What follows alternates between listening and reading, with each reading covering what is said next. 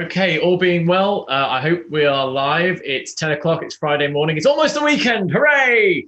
My name's Tom Manners, and welcome to the first of the NCETM's 5 Big Ideas. I have to point out from the very beginning, by the way, the NCETM have not asked me or Faye to do this session. If they disagree with some of the words we say in this hour, not much they can do about it. But in fairness, we're both big advocates of the 5 Big Ideas, and it's really changed our practice. So I'm going to be introducing Faye in just a few moments. We're going to be looking at these 5 big ideas over the course of the next 5 Fridays.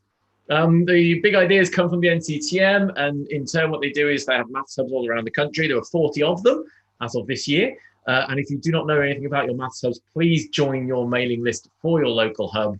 So just go to mathshubs.org.uk. It's completely changed my practice. It's been great for me to interact with other practitioners. And in fact, that's where I've met Faye, because it's through the maths hub I learned more about the primary side as well. And we're going to see today that the primary and secondary sectors are no different when we come to maths. Variation is going to be the same in both. It's just going to be the topics we talk about, maybe the subject areas. So thank you for tuning in. There is Faye, because obviously that was supposed to come up in a moment when I introduced her. So that was me not preparing my PowerPoint animation correctly. There's me, pre-COVID, at Mathematics on Twitter. I'm the PGC tutor for maths at Arthur Terry Teaching School, and that goes really nicely in line with my work with the NCETM. So I stay up to date with current research and current practice. I'm a teaching for maths specialist, a professional development lead, and I work a work group lead as well. Each week, I'm going to be joined by a primary specialist, and this week it is Faye. If you want to follow her on Twitter and say hello to us both during the next hour, at Faye Glenn H. She is the Mat lead for the Robin Hood Mat Trust in the West Midlands, Solihull way, I suppose. I'll ask you if Solihull people get quite anxious if we say Birmingham, so I think I'm going to make sure we get that right. Work with the NCT. She's a teaching for maths specialist as well, a PD lead and work group lead like me. And so I'll stop sharing so we can say hello, Faye. Hello, everyone. Nice one. Well, Faye, we're going to finish by 11. I'm promising that these things will be an hour because we're all busy people. But can you give us a little bit about your journey as to how you got involved with the NCETM, but also how you got to your current position? Yeah, so I was working at Cedars Academy, originally as a year group lead, and was asked to cover maths as a maths lead as a maternity leave. During that time, Bishop Chandler was supporting the school I was working in with development. So obviously that's how we got to know that's where the maths hub was. From there, I kind of sat in the first session, the subject knowledge enhancement sessions it was, and being someone that's never really liked maths as a child, but does like teaching it, that was the first time I kind of thought, oh, this is a different way of teaching mathematics. And if I'd have been taught like this, I might enjoy it more now, or I might have enjoyed it more as a child, sorry. I've heard that so much. My big ideas and the representation, and when you got your algebra tiles and your counters, which I always keep next to me. Why wasn't I taught this way as a child as I bang my microphone? That's really interesting that you said it, because as you say, you didn't like maths. And so actually being involved with the NCETM has given you the confidence to deliver maths, clearly, because you now support maths leads in a range of primary schools. Definitely, yeah. And as I said, from that first session in the subject knowledge enhancements and teacher research groups, attending them as a participant, it just completely changed my thinking of maths. And I went to everything the NCETM and maths hubs had to offer. And from there, I've progressed obviously to leading maths in a school, to being a specialist and supporting other schools, to working my way up to the position in our multi-academy trust, where I now support the development of maths across the 4 schools in our trust, as well as all the other different things as a specialist and work group lead. That's really interesting, though, to see the difference that being surrounded by other professionals, be able to talk about maths teaching. Now, I think when you say you're a maths teacher, this would be certainly true for secondary teachers. When you tell people you're a maths teacher, A, they recoil in horror, but B, they also, if you've gone out for a drink with them, they ask you to split the bill and work it all out. Those same responses, though, that if you get a maths question wrong, they expect you to always get maths right. But that's not what we do as maths teachers. It's about how we share the knowledge and engage the children in the knowledge. So we're allowed to get maths wrong. And I think I wanted to say that quite early, because you said this to me beforehand. I was saying to Tom that I sometimes still get maths anxiety. I think things recoil from when I was a child still. I know algebra when I first looked at that, and sometimes if I get algebra that I don't understand, I look at it and think, oh my goodness, because as you say, people expect you as a specialist, as a maths teacher, to know those things. And I'm always quite honest with the staff that I work with and the teachers I work with, and go, do you know what? I'm classed as a specialist. and I've got so much knowledge of these things, but we're learning as well constantly. And I think that's really important that that's out there, that we do have a wide range of knowledge of things, but we are still learning too. And I'm going to ask you, I've already told you that there's a question that I still don't get right in my head. When we talk about the 5 big ideas, we talk about variation, and there's one way we talk about procedural variation, and I get confused with it still. And so that's what I'm really looking forward to this hour, actually, to sharing that with you. So I know you've been to Shanghai, I know you saw presentations on it and been delivering on it. But just quickly, the first question, what is mastery? Sorry, mastery. So for me, mastery is ensuring that children or anyone has an understanding of things within that, of the concepts within maths, and has that deep understanding as well. So I think for a long time we've focused too much on procedures and how to get an answer in maths and how to pass a test in maths, and actually we haven't looked at how and why these things work in maths. So for me, it's that deep understanding of understanding the different concepts, I suppose. I'm going to start sharing my screen, because what is mastery? There's a definition from all these different places, but I know the NCETM have shared this slide in the past, and I really like it. It means that learning is sufficiently embedded, it's deep, and it will stick there. We've got those right connections. We know more about the brain and how that works than ever before. So I've said connected. Fluency, and we'll talk about that. Of course, it links to the national curriculum shortly. And if it is embedded, deep and connected, it means it's going to be sustained. Pupils can bring it back at a later date. They can build upon it. It's a hierarchical subject matter after all, and it can be connected to other ideas. And so I think that's a really nice slide about mastery. Mastery in mathematics, you see different things being said, and I'm not saying anyone's wrong or right. That's why I do the inverted commas when it comes to mastery. But I think that the best practice at the moment is based on research. And again, I'm lucky that I've got the privilege of training teachers, and I've got the privilege of working with the NCETM and training teachers who are already been working for years, and we're using so much of this research from the past and current research as well. And I think that's, we know that our profession is becoming more research-led, and as it should be. But there's a really key line. The essential idea behind mastery is that all children need a deep understanding of the mathematics they're learning. And I think that's summarized a little bit of what you said there, Faye. So there are the 5 big ideas that we're going to be covering in the next 5 weeks. Now, Faye, you volunteered to do a few of those weeks. You didn't want to do all of them. Helen's going to return for a session for 2 of them, which will be great fun. We're looking at variation in the bottom left there. Procedural, conceptual. There are some people who disagree with even that. There is no such difference between it is all variation, but it'll maybe help us break down what we're going to talk about this hour. A reminder of the national curriculum. All pupils become fluent in the fundamentals of mathematics, and we talk about varied and frequent practice. Now, varied is from variation, not from variety. Conceptual understanding, a word that you used a little bit earlier on, Faye, so it's not just procedure now. I think the old GCSEs, talking secondary, was a lot more about procedure, and now they're demanding much more conceptual understanding because they expect reasoning. And in mathematics, we want to conjecture relationships. And when I started working with the NCETM, I had to Google the word conjecture because I did not know what it meant. It's making a suggestion, and can I then prove it? I think this is right because can I back it up with a justification, an argument, a proof? And what I think we're really lucky about at the moment, Faye, and I don't know if you disagree with this, I'll show the final part called solve problems, routine, non-routine. I love the fact that what Ofsted are after when they visit, what NCETM are putting out there, the 5 big ideas, the national curriculum, I actually think everything's in line at the moment. Yeah, I completely agree, and I mean, I think this is so important, this slide, because I know staff in my own schools that I work in. When we first started our mastery journey and asked what the 3 aims of the national curriculum were for maths, they didn't know, and they didn't have a clue that it was fluency, reasoning and problem solving. And then I think as well, when I've been working with lots of people out there, I think understanding that it's not about teaching fluency, then about teaching reasoning, then about teaching solving problems, that all these things interlink with each other as well, and that you can be doing fluency but reasoning with that fluency as well. So I do think it's really important that schools out there know that their staff know this and know and understand what it means. I go back to these 3 assessment objectives all the time because this is what is set on the national curriculum. This means the GCSE questions, meaning the higher paper, 30% of them will be solving problems. And you're not wrong, by the way, about that teachers not knowing that's the case in secondary as well. I was embarrassed as the head of department when the head of the school said to me what the assessment objectives in maths. This was about 4 or 5 years ago, and I was like, number, algebra, and she's like, no. And I went home. It was on my birthday, and I went home, and I was really sad and embarrassed, but still. Let's get on to it. Variation is obviously the main thing we're talking about, and I mentioned that we are a research-led profession. After all, we should be. And teaching with variation has been used for a long time in China. And as we mentioned before, Faye has been to Shanghai as part of the exchange through the NCETM, and we'll share some of the experiences from that today.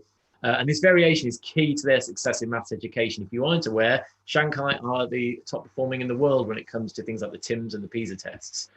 Variation is used so that learning is always pointed towards an object of learning that teachers want students to learn, to develop a certain skill or capability. It's attending the attention towards something. It is a necessary component in teaching in order for students to notice what is being learned. So instead of it just, I think I said this with my year 9s recently, it's not just doing the maths, it's actually noticing what is going on. And they just turn up thinking they're going to perform for the lesson, as opposed to try to understand what the lesson's about. I mean, is that a similar message, Faye, that you often try and give? Yeah, definitely. And I think, as I said earlier, I think for so long it was about getting the answer right. And we try to encourage our pupils now to question the maths and question the things. And if you spot something, we don't allow children now. Our children have got used to saying, whenever they give an answer, they use because after it, because they know if they just give us an answer, we're going to say, that's brilliant, but how do you know? Or do you agree? Do you disagree with that? And that's creating a whole culture in your classroom. But I think it's something that you have to create, that culture that it's okay to get things wrong, and it's okay to discuss the maths rather than just focus on, is it right or is it wrong? I think we're finding more lessons now that have much more conversation. AO2, reasoning, there it is. Explain yourself. Why? As you say, because, why? It's such an powerful thing just to include more in your classroom. Variation theory, one of the key quotes you're going to see numerous times whenever we're talking about variation. The central idea of teaching with variation is to highlight the essential features of the concepts through varying the non-essential features. By the way, all the research that I refer to in this hour, I will put on the bottom of the YouTube page after the session today. More research, there's often considered to be two forms, as we mentioned, conceptual and procedural. Some people argue with that, and I'm not here to be on one side of the fence or the other. I will definitely have splinters on my backside, but it just helps us maybe break down how we're going to talk about it today. Conceptual variation, there it is again from Watson and Mason. It's insufficient to simply show examples for most learners to detect what is essential. You can't just show, let's say, a quadratic equation, showing another one. You have to show the non-example. Really, really important. There should be a capital letter at the start of that. It's terrible. I always get embarrassed if I get anything wrong like that. Key concepts are presented to pupils in varying ways, whilst always ensuring the key concept is constant. And we're going to be looking at that shortly as well.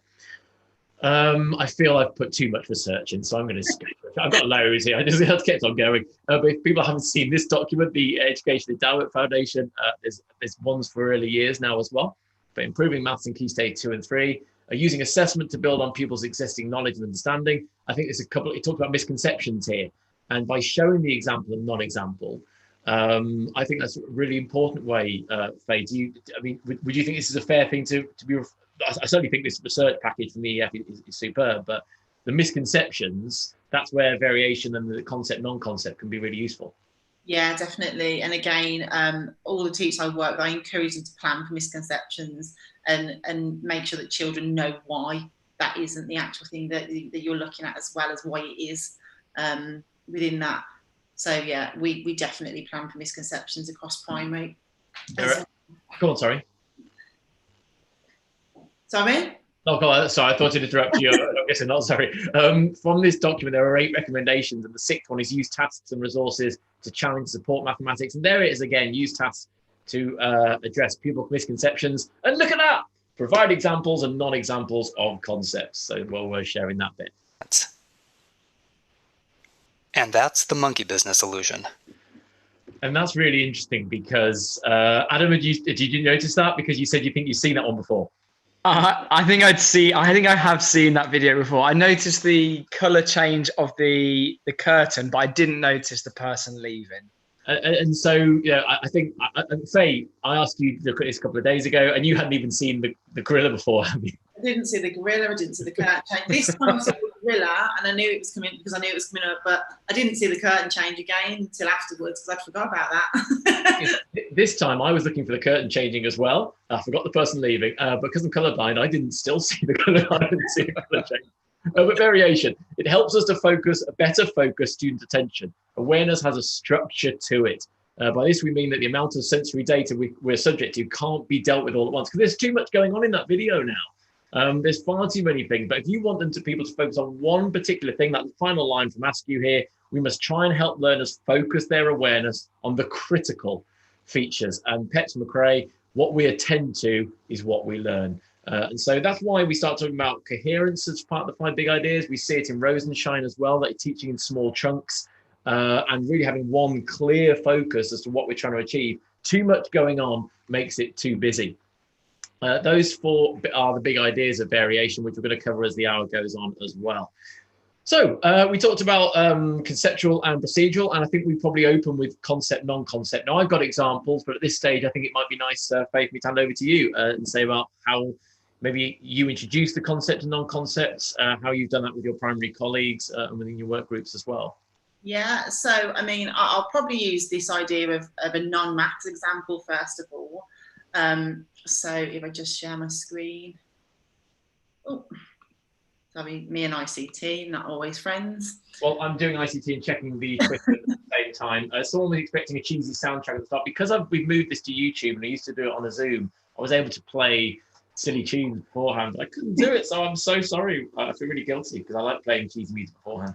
Trust me, I was listening to it myself though. Anyway, back to focusing on this. So when I work with work groups, I work with teachers in my school because, especially in primary, I understand that for maths for lots of teachers is 1/5, 1/6 of their day. So they might not be as invested as I am in some of the understanding behind some of these different things. So when we was looking at introducing variation, one of the things we talk about is, can you bring it out of a non-maths context so that those that might have maths anxiety, might not really like maths, can still understand what you're trying to achieve. So we always talk about this.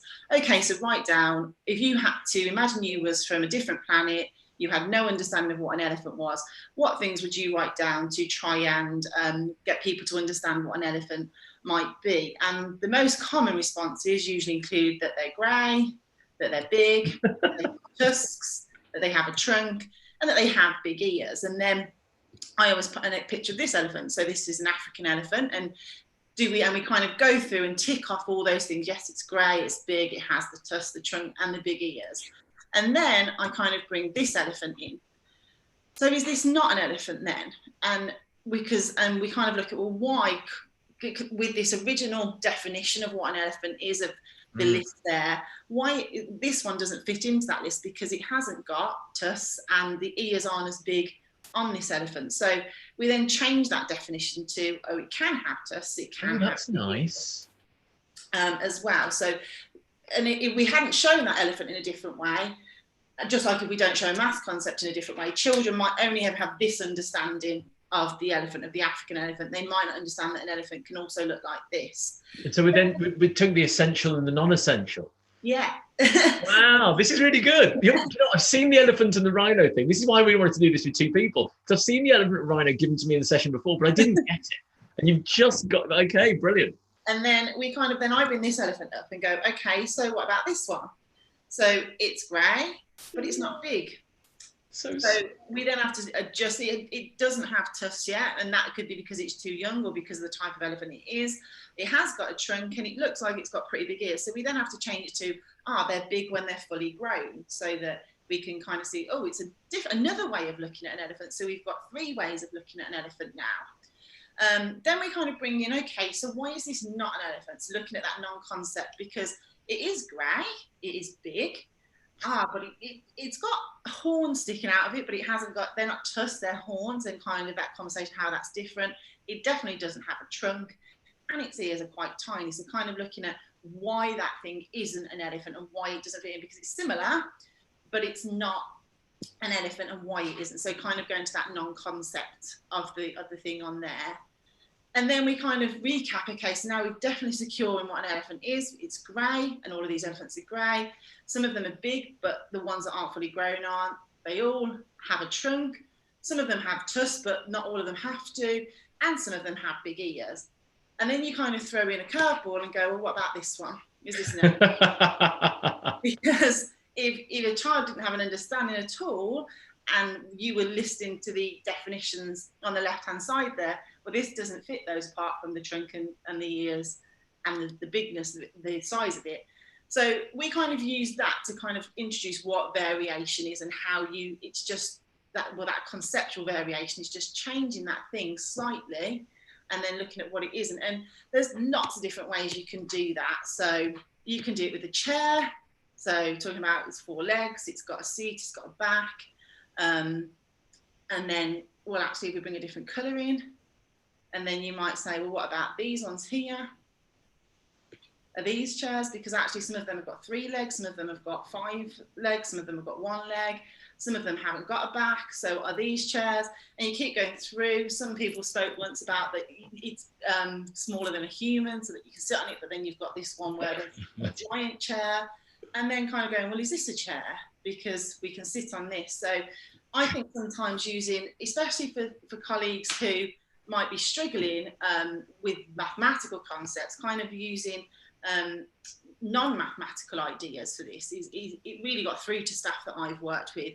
And then bringing it into, obviously, mathematical terms. I think shape's a really nice one to show like what it is, what it also is, what it's not.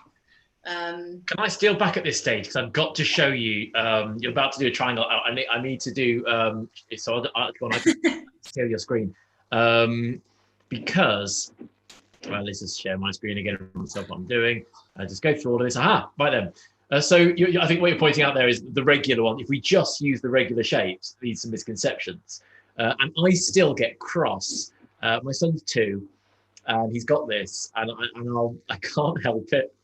He's 2 years old, and I'll say the face of this object is a rectangle, and in fact, I can't say this is an example of a square. It's also a rectangle, and I say this is an example of an octagon. I can't say it's an octagon, even though he's 2 years old. And this one here, diamond, and he's 2 years old, and I still can't help but tell him it's a rhombus, Joseph.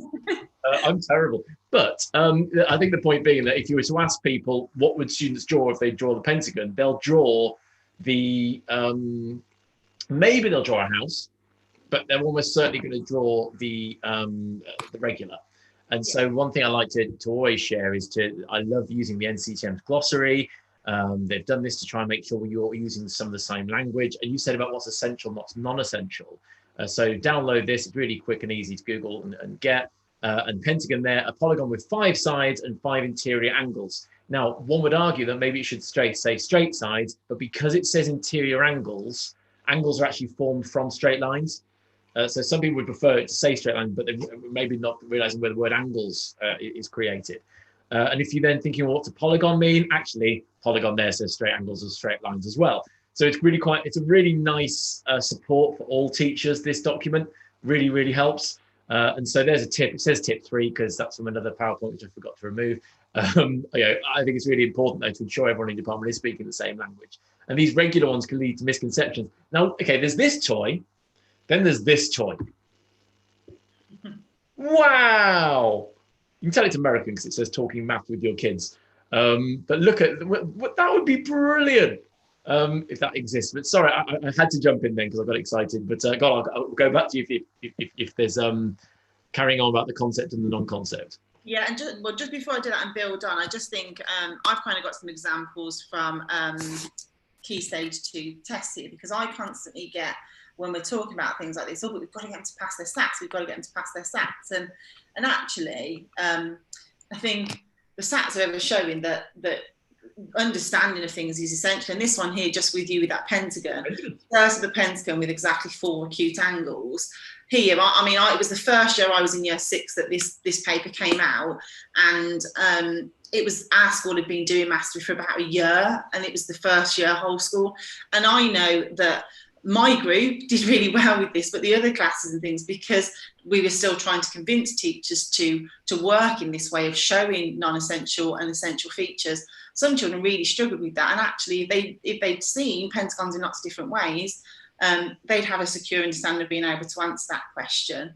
as well. So I just think when people say about that, oh, we've got to get them to pass SATs and different things like that, that, well, if you teach them for the understanding of it, that they will, because they'll understand it.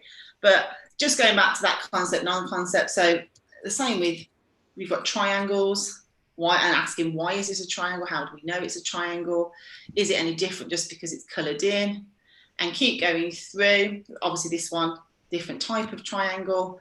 This one, a lot of children, I know in Keystone, when I've taught children, having that conversation of why, because it's got 4 sides, so, and obviously triangle's got 3 sides, but going through, and again, teachers, when I first was doing this, because obviously they might not be trained as maths teachers, not understanding saying 3 straight sides was a key thing, and not understanding that all the sides had to be joined was another one. So here, obviously, we've got gaps, and teachers' subject knowledge as well. So things like this to support teachers' subject knowledge, I think, are really important in primary. Again, here, so how can we represent 4 times 8? If children only ever see it as a calculation, are they going to understand all these different ways that 4 times 8 could be done? So here we've got real life, we've got scaling with it going up, we've got pictures, we've got abstracts, we've got using known facts. But if children are ever exposed to these things, they're not necessarily going to understand them as well. So, I mean, I think it completely changed my practice when I started looking at essential, non-essential features. And then also this obviously including here what it isn't as well. So why isn't this showing quarters? This picture like the cake on the right hand side, and why are the other ones showing quarters with different things? I'm gonna steal screen in a moment, just because I want to ask Adam something. Because Adam, can you remember a training session I did earlier this year, and we talked this idea of variation, and we talked about the essential and non-essential features, but we talked about a quadratic equation. Yeah. One exercise as a department that we did, which was really, really good conversation, it really got me thinking afterwards as well, is I asked everyone in the department to show me on their whiteboards, show me, and this is a great activity for classroom as well, just like you've done with your triangles there, Faye. Show me a quadratic equation. And can you remember what your answer was? My answer? Yeah. Oh, no, I can't, Tom. It was something like this. And is that a quadratic equation, Adam? I can't see it. You haven't showed us. Oh, we're not showing it on the screen. Oh, no, that's really important. Let me go back. No, that's very important. There's been so many of these CPD meetings where I've made something so silly. But the conversation came from how important it was just to be essential. Is this a quadratic equation? Yes. Pardon? Oh, no, it's not. I've done the same thing.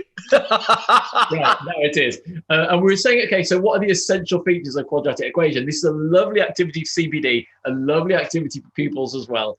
So what makes that a quadratic equation? So I'm going to do that activity with you, Adam, now. So this is where I think some of the CPD you can do. So, and to do some secondary for everybody. Everyone wants to do a little bit of secondary today, Faye. I know you do as well. Adam, what makes it a quadratic equation? It has an equal sign. Oh, so there's the importance of the equation that helps. What else is it? Quadratic, it's got the highest power of an x term is 2. So so well done, because some people say it's got an x squared in it, and then I would argue is this quadratic equation. I'm being very cautious with what I'm saying. No, but do you know what? With the 3 of us were talking before we started, didn't we? And we did say there's nothing wrong with making mistakes. We should be, as maths teachers, be willing to talk more about our profession. I remember a teacher being really protective and saying, well, I know how to teach maths. Like, well, we don't always know, and I'm always going to learn more. And I'm loving what Faye's sharing today. And I still want, Faye knows there's something I'll be asking for about later on. You said the highest power of x. The highest power of x, yeah. Is that, therefore, quadratic? This is where we had this is where we started to get into a discussion, didn't we? Yeah. We got into a discussion whether we could rearrange something which didn't look initially like a quadratic equation into one, whether that would then be a quadratic equation. But also, is that a quadratic equation? So example C now. That is. Yes. Now, of course, if we show the pupils the same thing always, which is usually in this form. Yeah. Usually with the x squared, then the x. And this goes with a lot of equations, really. If we don't alter the order in which we display it to them or share it with them, then they're going to not see what the essential parts are. You can compare what's the same, what's different to C and D here. And there's a rich conversation. What is essential? What's not essential? We talked about how, like, if we had like x plus 1 over x equals 3, whether that would be a quadratic equation. Yeah, but thankfully that's far too complicated, and I've gone off the camera now. So we can't be I'm feeling a bit of maths anxiety here. but everything we just said, Faye, is exactly the same. What's essential? What's not essential? And the conversation, the richness, not only as a departmental CPD, but in your classroom, get everyone with their whiteboards. Hold it. Show me an example of quadratic equation. Show me another. Show me another one that no one else will show me. But you'll see around the room, I know it's a blank screen, that will have the highest power of x is x squared. There won't be any negative powers of x. In your example with the triangle, now, do you know when, again, going back to my pedantry, that triangle there, when you stick them in, those toys I was showing earlier on, it's not a triangle. And my poor son is going to be such a pedant. Yeah, I feel really quite bad sometimes. So the concept and non-concept, and I'm really hoping those are ideas that people will use in the classroom. Show me one, show me another, show me no one else will show me. Show me the non-example. Explain why. Use that word because earlier on, Faye. I think that's really, really important. So the concept and non-concept has to be shown when we're introducing a concept, the concept and non-concept, but also in the exercises that we ask our pupils to undertake. We've got to make sure we're not just saying we're Pythagoras, always showing the right angle. In fact, I'll just hold these up. So at the bottom of my screen here, I've got my right angle there, but actually to do it the other way around, so pupils don't say the angle on the left, the angle on the right. There's the shock horror one for a lot of people. You know, is that still a right angle triangle? This is such what's the word, of a high quality production here. holding up the paper like this, but they are all essential right angle triangles. Do you think there's much more? Should we move away from conceptual variation now, because it's 25 to 11? We are going to finish by 11 no matter what. Is there anything you think you'd want to add, Faye?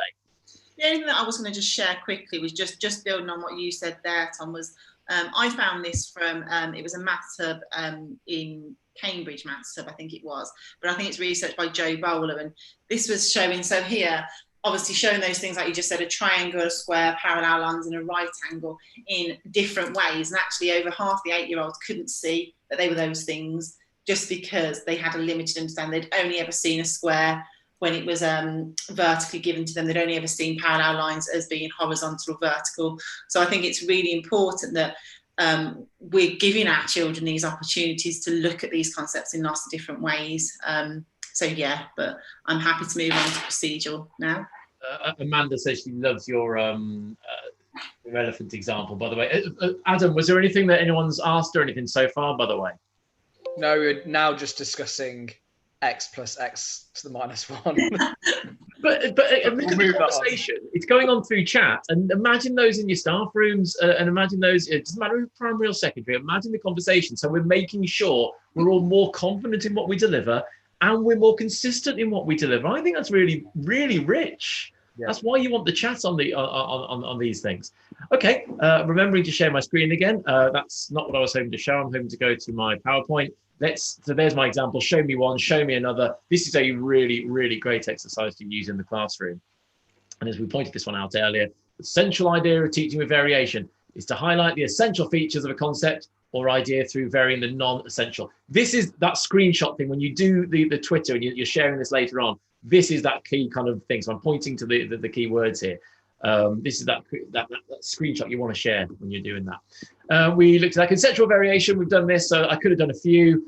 I want to show an example about a bar chart, by the way. So again, an activity maybe to try with staff in CPD. One half of the room, draw a bar chart. Tell me what it is and what it is also, what it's not. And I want to show a GCSE question here, Faye, that, I've always said this, that if you were a strong Key Stage 2 candidate, in fact, if you're well based by Key Stage 2, you pass GCSE maths because you do the foundation. The skills are the skills are the same. But using that NCETM document earlier, there's a bar chart, but there's lots of bar charts. They're bar charts as well. There's a bar chart hiding behind there because I didn't do my PowerPoint correctly. If we do that quickly, you can see it's going. Can you see when I raise it, it's horizontal? So horizontal again. Oh, composite, one built on top of the other. Do we show all the variants of a bar chart? This was at Excel 2018, I think. Now look at the 3 questions. Write down the number of desktop computers. If you haven't shown this type of bar chart to your pupils, then they'll. I mean, I think that you could argue that they should be able to, that they might be able to work this out for themselves. But if you haven't shown them the different variants of a bar chart, they're going to look at this and think, "Oh, I've never seen that before. Sir never taught us that. Mrs. never showed us this." The average on this question, I think, was 0.91 out of 1 for question A. Work out the total number of laptops sold in the 3 years. So adding up the stripy lines, 1.52 is that?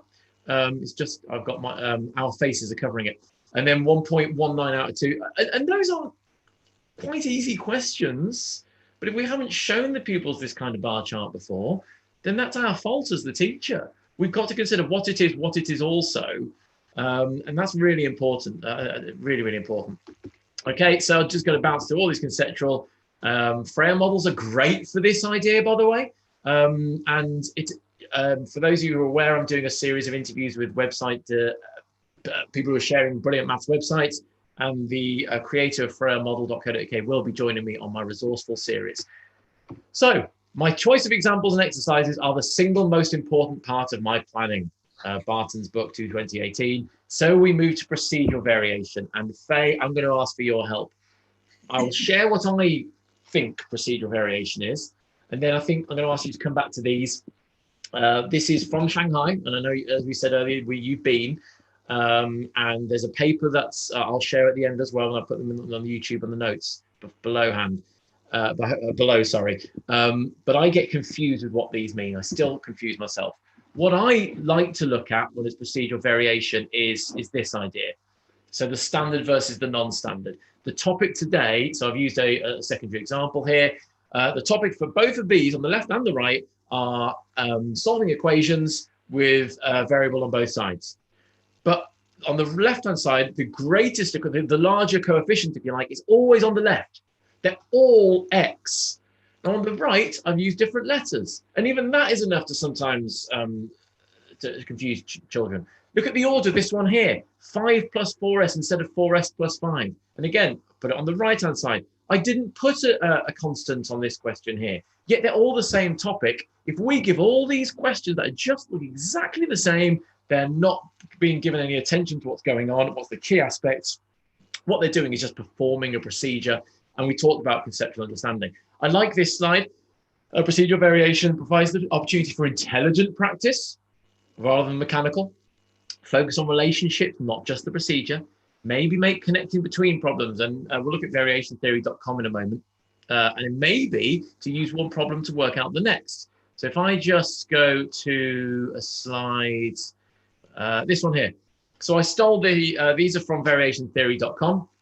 And people argue whether it's variation theory or not. But you look at question 2, use question 2 to answer question 3.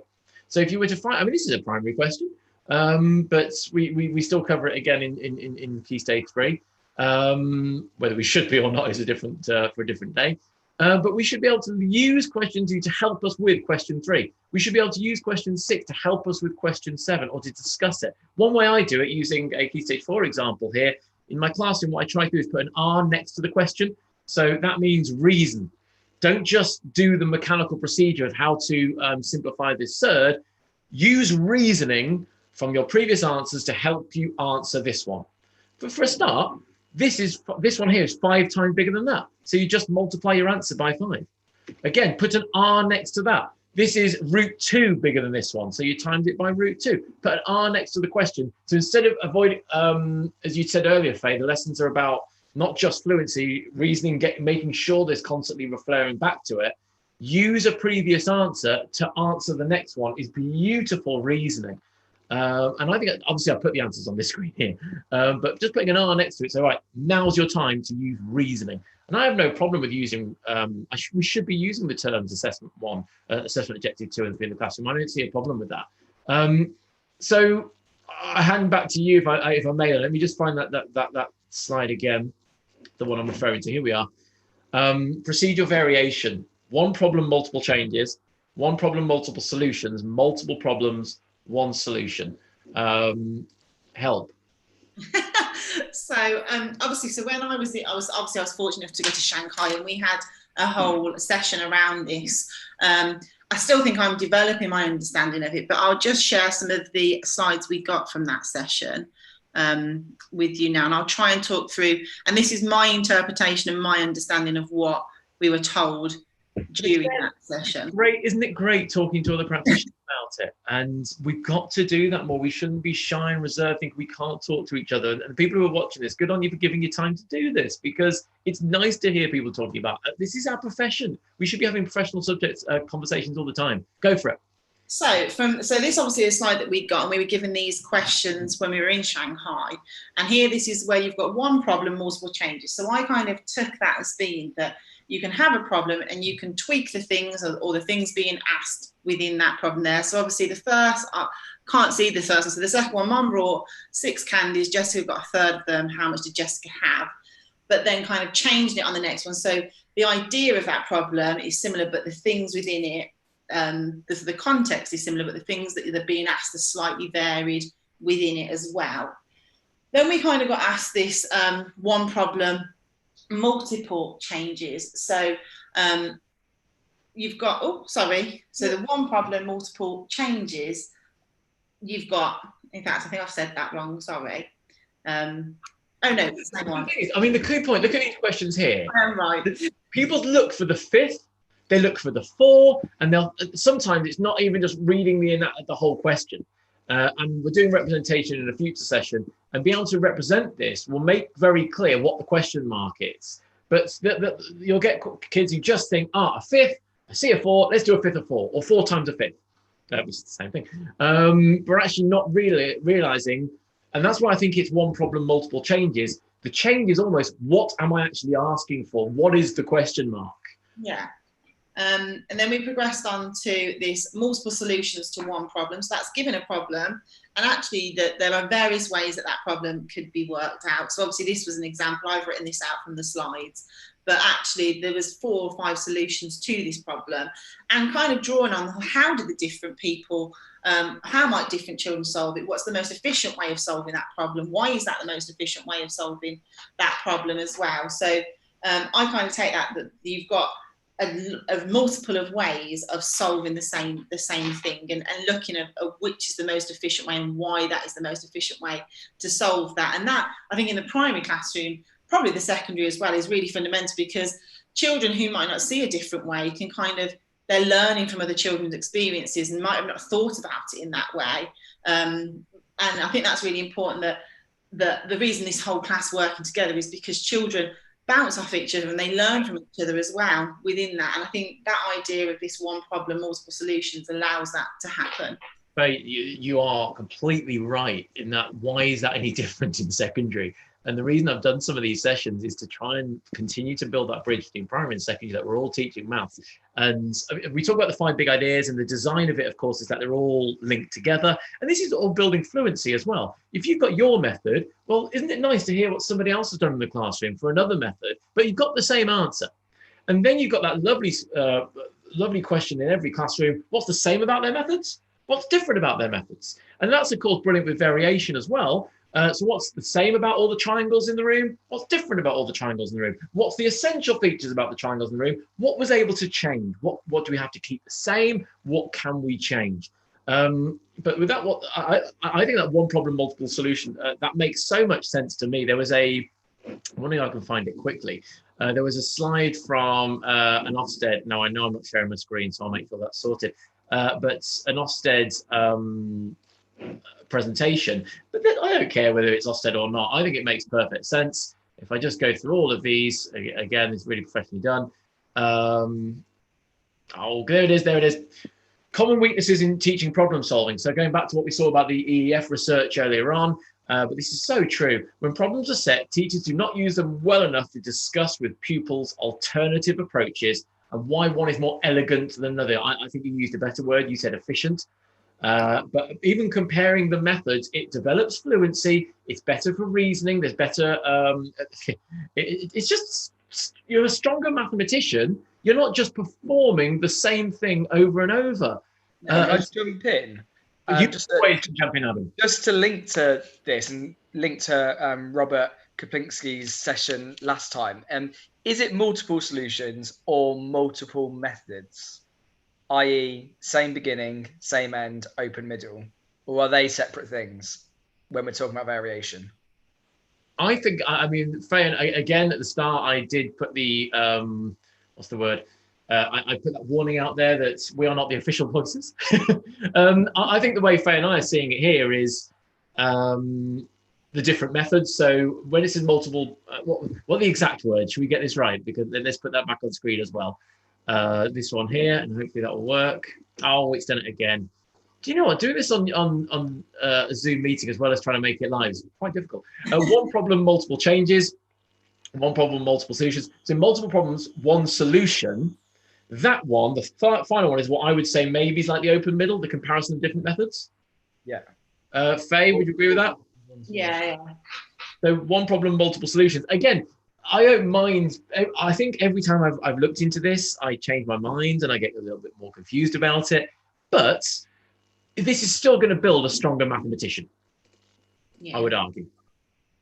And I think it's exposing children to this as well. And I think, as I spoke to you about it before, Tom, I think it's something that we're still developing in primary. And I think sometimes it happens really well.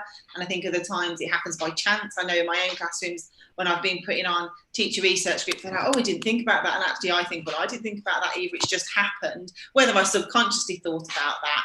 But I think, again, if we never encourage children to reason with fluency problems or to reason in general within the classroom, I'm just going to show you again, just because I know I constantly have colleagues that go, oh, but we've got SATs and we've got SATs. And I have this real passion of, well, if you teach children to understand, then the SATs won't be an issue for them. I you for that sentence, and you absolutely, it is difficult, and we're always going to have that fight back, and it's exactly the same with the GCSEs. We've got to get them past the exams, but if they fully understand it, then they're more likely to be able to recall it later on, and we're not having to do that reteach, which is often the biggest concern when it comes towards the exams. Yeah, so like here where it's talking about on this question here, so use this calculation to solve these. And I've had teachers in my own schools with different things and lack of understanding say, but that's really hard for them to work out. Well, actually, it's not. If they're looking at the relationships with these numbers here and actually seeing, well, 9.5 is 10 times smaller than 95.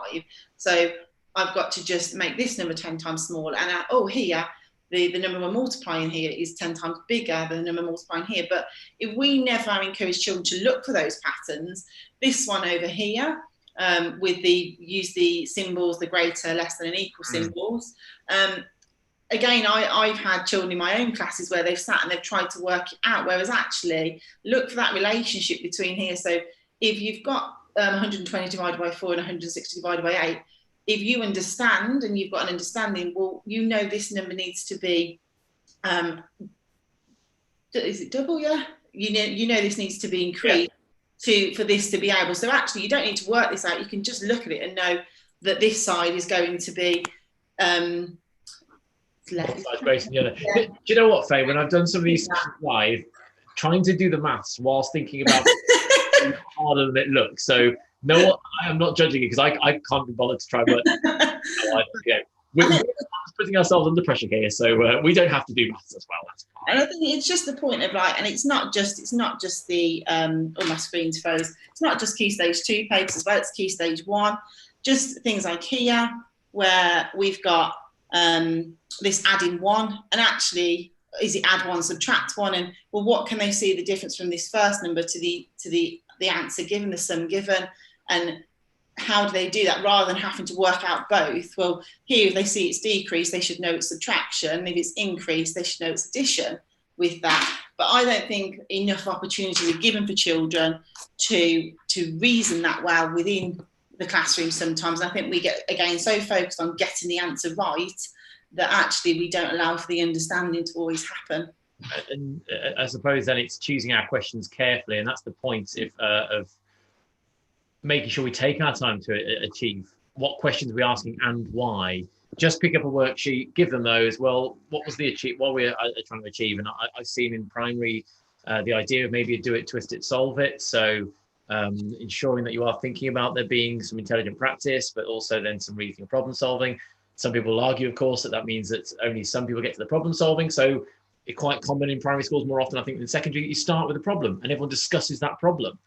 And so you're always biting your tongue there, kind of gritting your teeth at this remark. Go on. I mean, no, it's just something that made me laugh. And because what you said about children all starting at the same point, it's a question that I constantly get. Why should children all start at the same point? My higher attaining, or my child that's perceived to be higher attaining, doesn't need to do those questions because they know them.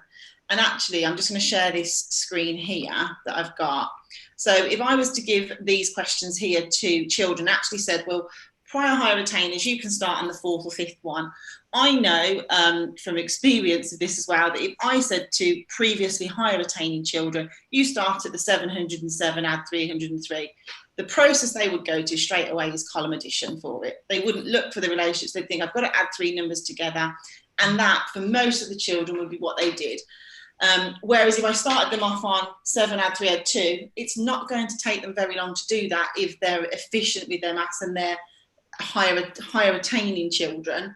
But actually, the understanding they get from doing those first 3 questions is they start to see those links and those patterns between those questions. And actually, then by the time they get to that 707, add 303, I am almost certain that they'll be working in a more efficient way than if I'd started them off on that bottom one there. And I think that's what's really important with this, is that, yes, some children might be able to solve things more quickly. And our schools follow a structure of that do it, twist it, deepen it, or different things like that to ensure that. And with teachers, I always had, well, why do my higher attaining children need to do it? And I'm like, well, we don't know if they can do it until they do it. And if they can do it, then it's not going to take them that long to get through those questions anyway. And it's just going to deepen their understanding and support them with that as well. And I had that question. I had that from a head teacher who sat down with me observing the lesson. I said, well, there's also the idea of, I've really thought about the connection between those questions. Don't undermine what I want them to achieve by not letting the kids do it, because they'll achieve something from those questions. And as you say, if they get them done quickly, so what? Yeah. But if they get them done, at least you give them a chance. And you, as part of your lessons, turned around and said, think about the connection between the questions. So that's where we talk about intelligent practice. And I think we've got a couple of slides just to make sure we go back to. And I know I'm not sharing again, so please remind me. I've done it twice, I think, already, where I'm not sharing what I'm saying. So let's just go back to conceptual variation, because we're close to the end of the hour. When introducing a concept, we do our positive variation, the standard and the non-standard. We looked at bar charts and how there's the non-standard variations there. We looked at the negative variation, the non-examples, certainly with the triangles and the pentagons, and we did that with a lot of shape. And we also talked about that with the quadratic equations. For procedural variation, maybe we're not fully there, but at least we're trying to make sure we know that different methods in the classroom, different questions. So the example maybe that I did was this one here. Look how these ones are very different to those ones on the left-hand side. So we're attending to the most important parts. Here we are, one problem, multiple changes. In fact, I prefer this example. I think that's more accessible to everybody. Find 3/5 of 120. If 3/5 of a number is 120, find the number. So the problem is to do with fractions of amounts. But actually, I've changed the order. And again, where's the question mark? And that's where bar modeling and making sure you do it in the right order with the question mark is really important. Adam, I know you've got to disappear in a minute, so I'm just going to ask you quickly if there's anything that's has anybody asked anything on the chat at all? Yeah, just quickly, we were talking about in secondary schools that some people in the past have been criticised for not having different starting points for different students. But I kind of mentioned in that discussion that actually the discussion after doing that task is really powerful, and I'd hope that anyone observing a lesson would see that discussion and then understand why those students didn't have different starting points because of that journey they took doing the task. Interestingly, with that, if you go onto the NCETM website, it's free to sign up. Look at some of the teaching points about teaching for mastery. Everyone in the classroom should be doing the same topic. It's just the depth that we go into. And again, that is the assessment. It says that in the national curriculum for a start. And so when I see red, amber, green worksheets, the only thing I'm hoping is it might be scaffolded. I want them all to be doing the same questions, but it might be that there's scaffolds. If there's some that are harder because they've got bigger numbers, then you're not actually testing the skill. You're not going deeper in. I've seen people make AO2 and AO3 worksheets and they just put bigger numbers on, and they're not bringing attention to actually what is the subject of the day. So the procedural variation, I think quite like this slide. In fact, I'll make it a bit larger. So strategically varying one thing at a time, so the underlying structure of the concept is exposed. Prompt students to attend to the variation. What's the same? What's different? That is an immediately powerful sentence for teachers to go and use in their classrooms. The questions may appear easy, and it isn't variety. It says exercise A, but we haven't had a look at that, and nor are we going to get time to now. So I think we're coming to the end. These are the big ideas, key messages from the NCETM.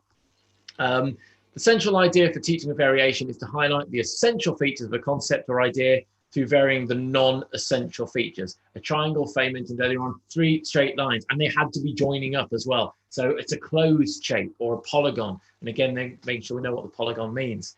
Variation is not the same as variety. Careful attention needs to be paid to what aspects are being varied and what is not being varied, and for what purpose. They are not the same thing. When giving examples of a mathematical concept, it is useful to add variation to emphasize. So again, what can we change, what it is, and what it's not. And when this is the bit where, I think I think Faye, we're both happy to keep learning and keep talking about these. When constructing a set of activities or questions, it's important to consider what connects the examples. And I did an example where I put the R next to a question saying, right, pupils, don't work this one out, use reasoning to work it out. What are the mathematical structures that are being highlighted? Students are encouraged to avoid mechanical practice and instead to practice the thinking process, i.e. intelligent practice. A reminder, we're doing quite a few of these, and Faye, you're going to be returning in a couple of weeks, but next week, Hyper Helga, Helen Hackett's going to be joining me for the second of the big ideas we're covering, mathematical thinking. I've subtitled it, Memory is the Residue of Thought, making those pupils think about it. That's next Friday at 10 o'clock. And then you're back in 2 weeks, Faye, to help me with fluency. Is it always true that practice makes permanent? Is my subtitle. I didn't get around to asking you, by the way, for permission to use that. That's what I've gone for. Resourceful, a series of interviews I'm now doing on Wednesday evenings. I kicked it off last week. These are hour-long interviews, and this Wednesday, Resourceaholic, there's primary stuff on there. And that book, we're going to delve into that book here. Really nice for comparing methods. Exactly what we just talked about variation. What's the same? What's different? When you compare different methods of addition, different methods of subtraction. I was looking at it last night. And I've not seen some of them. It's fantastic, but an amazing website, and she does so much for education, maths education. So Resourceaholic. If you missed this on Wednesday for primary and secondary, it was an hour of Robert Koplinski, openmiddle.com, empty box problems. They are brilliant, and they're being used more and more in primary, aren't they, Faye?